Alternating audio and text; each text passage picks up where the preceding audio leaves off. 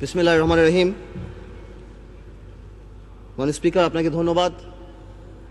প্রথমেই আমি সমবেদনা জানাই বিএনপির মহাসচিব প্রয়াত নেতা খন্দকার দেলোয়ার হোসেন আজকে মারা গিয়েছেন, ওনার উপর, ওনার পরিবারের উপরে।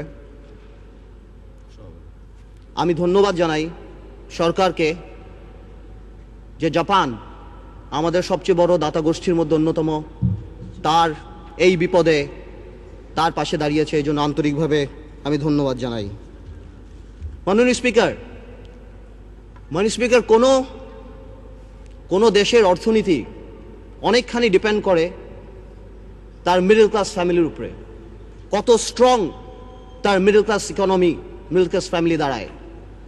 স্লোলি বাট শিওরলি আমরা সেদিকে যাচ্ছিলাম, কিন্তু কোথা থেকে ঠিক 96-এর মতো এক দরবেশ এসে হাজির হলো। মাননীয় স্পিকার, এটাকে আইসোলেটেডলি করে দেখলে হবে না। আজ থেকে 3-4 বছর আগে যারা সেলফ ডিক্লেয়ার্ড ব্যাংক্রাপ্ট ছিল, আত্মস্বীকৃত দেউলিয়া, যারা নিউজ পেপারে বলেছিল 700 কোটি টাকা 800 কোটি টাকা লস, যাদের 1000 কোটি টাকা বরং, সেই দরবেশরা এই 2 বছরে ব্যাংকের টাকা শোধ করে আরো 10,000 কোটি টাকার মালিক হয়ে গিয়েছে। এই দরবেশ এবং তার সাথে তাদের বিভিন্ন মুরিদ। আমি স্পষ্ট করে বলতে চাই, চোর কোনো দলের না। একজন মাননীয় সংসদ সদস্য বললেন আমাদের দলের বা 4 দলীয় ঐক্যজোটের একজনের নাম, যদি সেও থাকে সবার বিচার হওয়া উচিত। এখন সময় এসেছে। মাননীয় স্পিকার, একটা কথা নিবিড়ভাবে দেখতে হবে, এটা কোনো আইসোলেটেড হ্যাপেনিং না। সরকারের তরফ থেকে লাগামহীন বক্তব্য এসেছে। মাননীয় স্পিকার, আপনি স্মরণ করে দেখেন, আমি অবাক হয়ে গেলাম। মাননীয় সংসদ সদস্য বলল স্পেকুলেটিভ মানি নাকি ফটকা, তাহলে ফ্রড মানে কি? স্পেকুলেটিভ মানে যদি ফটকা হয়ে থাকে, তাহলে what is the meaning of fraud?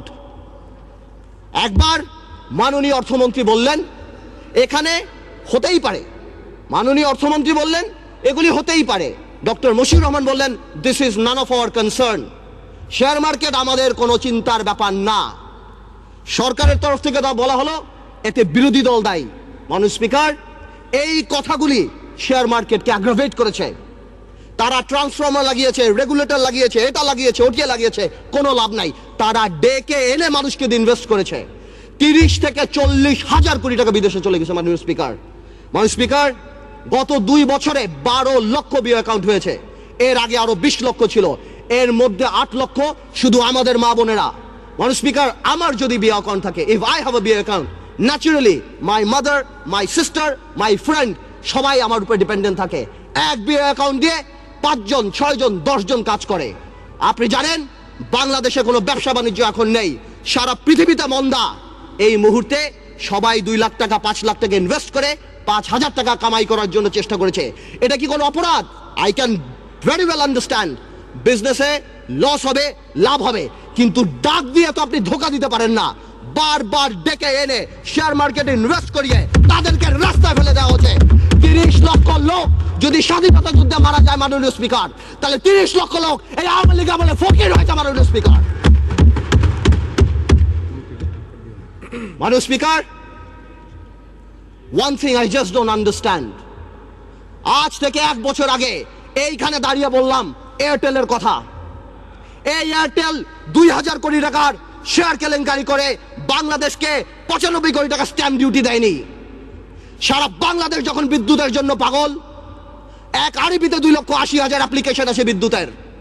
5 লক্ষ শুধু আছে বিভিন্ন কলকারখানা প্রতিষ্ঠান, বড় ছোট দালানের। 210টা টাওয়ারে নির্বিচ্ছিন্ন বিদ্যুৎ সংযোগ দেওয়া হচ্ছে এই এয়ারটেলকে। কেন? মাননীয় স্পিকার, আমরা জানতে চাই। আমি জানি আমার এই কথায় এয়ারটেলের করাপশন বন্ধ হবে না, ইনভেস্টিগেশন হবে না, তবে the time has come. I want to urge the people of Bangladesh যে আপনারা এয়ারটেলকে প্রত্যাখ্যান করেন। যেই কোম্পানি ইস্ট ইন্ডিয়া কোম্পানির মতো এত কোটি কোটি টাকা ট্যাক্স ফাঁকি দিয়ে, স্ট্যাম্প ডিউটি ফাঁকি দিয়ে এই দেশে ব্যবসা বাণিজ্য করছে, তাদের ইন্টেনশন ভালো না। আমি সবাইকে অনুরোধ করব বাংলাদেশের যে আপনারা এয়ারটেলকে বয়কট করেন, পাবলিকলি বয়কট করেন। মাননীয় speaker,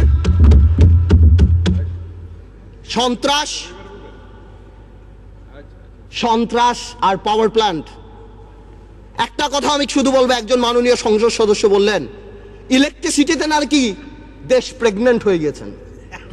I am not use to this languages, but আমার জবাব দিতে যখন দেখি চানাচুর কোম্পানি, ফার্নিচার কোম্পানি, নাম নিচ্ছি অটোবি, যারা সারা জীবন ফার্নিচার বানিয়েছে তারা বিদ্যুৎ প্ল্যান পেয়েছে, আমার মনে হয় এই প্রেগন্যান্সি খুব তাড়াতাড়ি মিসক্যারেজ হয়ে যাবে এবং এই দেশে বিদ্যুৎ আসবে না। আমরা চাই, আমরা দেখতে চাই যাতে বিদ্যুৎ আসুক। আমি যদি দেখি গাধাকে দিয়ে ঘোড়ার রেস দৌড়ানো হচ্ছে, আমি জানি এই গাধা গন্তব্যে কোনোদিন পৌঁছাবে না। মাননীয় স্পিকার, ডক্টর ইউনূসকে নিয়ে কিছু কথা না বললেই নয়। মাননীয় speaker, I will not go into the details of the law. তবে অনেকেই বলে যে ল ইজ ইকুয়াল। এখানে অনেক বড় বড় কনস্টিটিউশনের বিজ্ঞ লোকেরা আছেন, তারা যদি থাকতেন আরো সুবিধা হতো। মাননীয় স্পিকার, যদিও পার্লামেন্ট বলে, সংবিধান বলে ল ইজ ইকুয়াল, বাট বাস্তবে কিন্তু ল ইজ নট ইকুয়াল। 111-এ দেখেছি অনেক বড় বড় নেতাদেরকে বিষ তেলে রাখা হয়েছে, কিন্তু দুই নেত্রীর জন্য আলাদা জেলখানা রাখা হয়েছে। এই পার্লামেন্টে আমি যা বলবো দ্যাট ইজ ইমিউন। ডিপ্লোম্যাটরা অনেক কিছু করে, ইমিউনিটি আছে। কিছু কিছু ক্ষেত্রে কিছু কিছু স্পেশাল মানুষের জন্য ল একটু কার্ভ করে যেতে পারে। Doctor Yunus, I can very well understand 65 বা 70 ইয়ার্স ওল্ড, বাট 80 বছরের রাষ্ট্রপতি যদি এত বড় বক্তব্য লিখতে পারে, 75 বা 70 বছরের ডক্টর ইউনূস আমি মনে করি গ্রামীণ ব্যাংকের এমডি পদে ভালোভাবেই থাকতে পারত। মাননীয় স্পিকার, ডক্টর ইউনূস বাংলাদেশের সম্পদ না পৃথিবীর সম্পদ। আমি দেখেছি আমাদের মাননীয় পররাষ্ট্রমন্ত্রী বলেছেন this will not effect our relationship, বহির্বিশ্বের সাথে আমাদের সম্পর্কে। ঠিক তার পরের দিনই জন কেরি বলেছেন উই আর কনসার্নড। 23 জন কংগ্রেসম্যান বলেছেন উই আর কনসার্নড। বহির্বিশ্ব ফোন উঠে ঝগড়া করবে না, এটা তাদের diplomatic language, that we are concerned, we are looking into the matter. Doctor Yunus আমাদের মতো না। আমার ফোনে সবচেয়ে বড় ভিআইপি ফোন করে জয়নাল আবেদিন ফারুক সাহেব, আর ডক্টর ইউনূসের ফোনে ফোন করে হিলারি ক্লিন্টন। মনে রাখতে হবে সে কোথায় উঠে গিয়েছেন। ডক্টর ইউনূসের এই ব্যাপারটা অ্যামিকেবলি সেটেল করা যেত। আই হ্যাভ উইটনেসড ইট। আমি নিজে দেখেছি বিবিসিতে হোয়াইট হাউস স্পোকসম্যান বলছে we are deeply concerned, this is Yunus allergy. আমি জানি অনেকে বলতে পারবে এটা আমাদের সার্বভৌমত্ব, আই ক্যান আন্ডারস্ট্যান্ড এটা আমাদের সার্বভৌমত্ব, কিছু একটা ব্যালেন্স নিড টু বি ড্রন। এখন সার্বভৌমত্বর সাথে ব্যালেন্স, এখন গ্লোবালাইজেশনের সময় কালকে বাংলাদেশের বিপদ হচ্ছে, আমরা তাদের কাছে যে হাত পাততেছি, দুই নেত্রীর মনোমালিন্য হচ্ছে, নির্বাচনে যাব কি যাব না, আমেরিকান এম্বাসির দাওয়াতে ভিড় লেগে যাচ্ছে, এখানে ভিড় লেগে যাচ্ছে, আর যখন কোনো কিছু হচ্ছে তখন কি বলা হচ্ছে এটা আমাদের সার্বভৌমত্ব ব্যাপার। এটা সার্বভৌমত্ব ব্যাপার না, এটা পার্সোনাল ভেন্ডাটার ব্যাপার। সংসারের কথা আসতেছে, excuse me, I would appreciate if you let me finish. Yes, please, uninterruptedly. Thank you. Yes, you should know it. আমি আরেকটা কথা বলতে চাই, সন্ত্রাসের কথা আপনি বলেন, একটা চেইন অফ কমান্ড থাকতে হবে। যেই দেশের স্বরাষ্ট্র প্রতিমন্ত্রী শাহরুখ খানের কনসার্টে যে মাটিতে বসে, সেই দেশে কি হতে পারে? মান ইজ্জত কোথায় যায় আমাদের? A মন্ত্রী is not a person. A মন্ত্রী holds the flag. সেই মন্ত্রী আমাদের, সেইখানে স্বরাষ্ট্রমন্ত্রী যেই কাজ করে, এই দেশে এগুলি হতেই পারে। মাননীয় স্পিকার, অনেক কথা বলে অনেক কিছু শেষ করা যাবে না, তবে আমি এতটুকু বলতে চাই ডেমোক্রেসির সাথে গুড গভর্নেন্স থাকতে হবে, মোরালিটি থাকতে হবে। আপনি কল্পনা করতে পারেন মাননীয় স্পিকার, একজন অ্যাটর্নি জেনারেল ওই পদে বহাল থাকে, কিভাবে সে বসে বলে কে নোবেল প্রাইজ পাওয়া উচিত, কে নোবেল প্রাইজ পাওয়া উচিত না। এটা অসম্ভব। আমার দুঃখ হয়, আমার ভয় হয় যে মাননীয় অ্যাটর্নি জেনারেল যদি চাটুকারিতা করে আগামীতে ভবিষ্যৎ ল মিনিস্টার হওয়ার জন্য আমার বলার কিছু নাই, কিন্তু যদি তার বুদ্ধি এই হয়ে থাকে যে সন্তু লারমার প্রধানমন্ত্রী, হ্যাঁ কে পাক না পাক that is not our concern, কিন্তু ফোরামটাকে ডক্টর ইউনূসের পাওয়া উচিত ছিল না, এই বুদ্ধি যদি অ্যাটর্নি জেনারেলের হয়ে থাকে, তাহলে আমি শঙ্কিত যে বাংলাদেশের জুডিশিয়ারি কোন দিকে যাচ্ছে। মাননীয় স্পিকার, আমাদের সবার কিছু কিছু ব্যাপারে একটা ন্যাশনাল কনসেনসাস হওয়া উচিত। নতুন প্রজন্মের রাজনীতিবিদ হিসাবে আমি এতটুকু ক্লিয়ার করে বলতে চাই, শেয়ার মার্কেট আওয়ামী লীগ বা বিএনপির প্রবলেম না। আমরা চাই এটা খোলাসা হোক। কেন এতদিনও রিপোর্ট আসছে না? আমরা জানতে চাই যারা সেলফ ডিক্লেয়ার্ড ব্যাংকরাপ্ট ছিল তারা কিভাবে 30-40 হাজার কোটি টাকা আছে। আমাদের টেলিফোন যদি ট্যাপ করা হয়, আমরা জানতে চাই সেই দরবেশ আর সেই মুরিদদের টেলিফোন কেন ট্যাপ করা হয় না। আমরা জানতে পাই ফোনগুলি কোথায় যায়। এবং আপনার সমন্বয়হীনতার ব্যাপার দেখেন, সরকার যখন বলে ডাইরেক্টলি এর মধ্যে বিরোধী দল ইনভলভ, ঠিক সেই মুহূর্তে আমাদের মোস্তফা কামাল সাহেব যে অর্থনীতি মন্ত্রণালয়ের সংসদীয় কমিটির চেয়ারম্যান, সে ডাইরেক্টলি বলে আমার কাছে তেমন কোনো ইনফরমেশন নাই, আমি তো জানি না। What a mockery!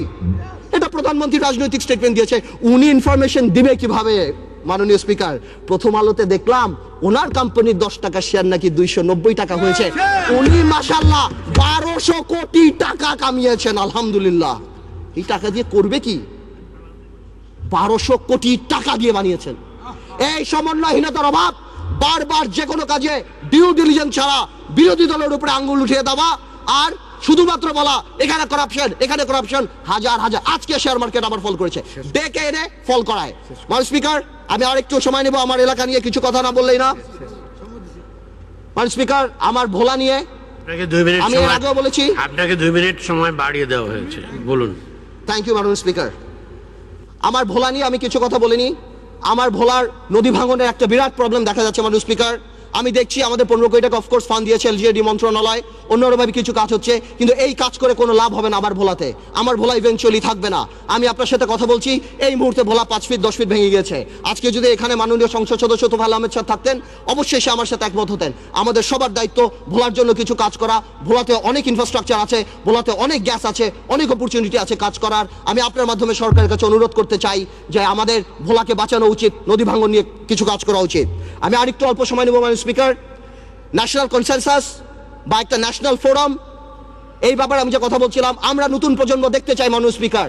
কিছু কিছু ক্ষেত্রে কিছু কিছু কালপিট, আপনারা যদি সরকার দলীয় সংসদ সদস্য যদি মনে করে যে আমাদের 2-1 নাম বলে, হাওয়া ভবনের নাম বলে এগুলি তারা পার পেরে যাবে না। একটা হাওয়া ভবন যদি থেকে থাকে, এই আমলে শত শত মুশকিল আহসান সেন্টার বের হয়েছে মাননীয় স্পিকার। আপনি যদি সেখানে যান, আপনার মুশকিল আসান হয়ে যাবে মাননীয় স্পিকার। আপনি দরবেশের মুরিদ হবেন, আপনাকে ভূ দিবে, 2000 কোটি টাকা মালিক হয়ে যাবেন। শত শত লোকসানের কোম্পানি, জিএমজির মতো কোম্পানি, ওয়েস্টিনের মতো কোম্পানি আপনি নিয়ে যাবেন 20 কোটি টাকাকে বিলিং ভ্যালুতে বড় করে আপনি শেষ করে দিবেন। আপনি হঠাৎ রাতারাতি 40 কোটি টাকার মালিক হয়ে যাবেন। সর্বশেষ আমি একটা কথা বলবো, আমি সরকারকে আন্তরিকভাবে ধন্যবাদ জানাই যে সরকার এই দরবেশ বাবাকে বাংলাদেশের অর্থমন্ত্রী বানায় নাই। যদি বানাতো, দেশটার প্লেসমেন্ট শেয়ার বের করে, দেশটার বুক ভ্যালু বের করে এখন মার্কেটে বিক্রি করে দিত। আপনাকে ধন্যবাদ মাননীয় স্পিকার।